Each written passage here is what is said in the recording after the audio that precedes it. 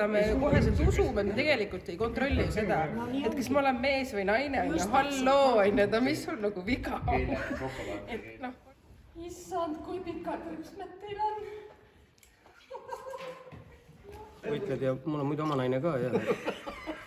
Et siin pean teiste omadega läbi ajama. Mis me jaamast mööda sõitsime? Et selles mõttes, et sa saad korraks olla keegi teine, kes sa tegelikult ei ole. Jah. Hammustad keele otsas! Et see on nii üks ühele, võta sealt maha ja see on meie jutt ju. Et mis sulle on antud rohkem seda jälle võimu kui mõistust, ütleb ju professor.